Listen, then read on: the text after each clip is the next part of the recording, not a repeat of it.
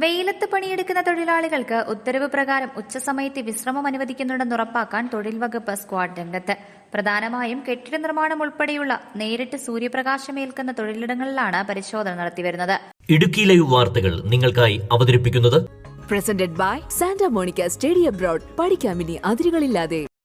Assistant labour ഓഫീസറുടെ നേതൃത്വത്തിൽ തൊടുപുഴ നഗരത്തിലെയും സമീപ പ്രദേശങ്ങളിലെ വിവിധ നിർമ്മാണ സൈറ്റുകളിൽ കഴിഞ്ഞ ദിവസങ്ങളിൽ പരിശോധന നടത്തി.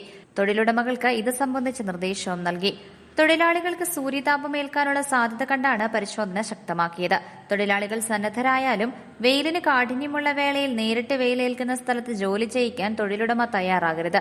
വെയിലത്ത് പണിയെടുപ്പിക്കുന്നതായി കണ്ടെത്തിയാൽ തൊഴിലുടമയ്ക്കെതിരെ കർശന നിയമ നടപടി ഉണ്ടാകുമെന്നും അധികൃതർ അറിയിച്ചു.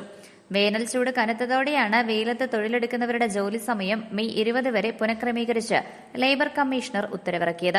ഉച്ചയ്ക്ക് 12 മുതൽ 3 വരെ വിശ്രമം അനുവദിക്കണമെന്നാണ് നിർദ്ദേശം.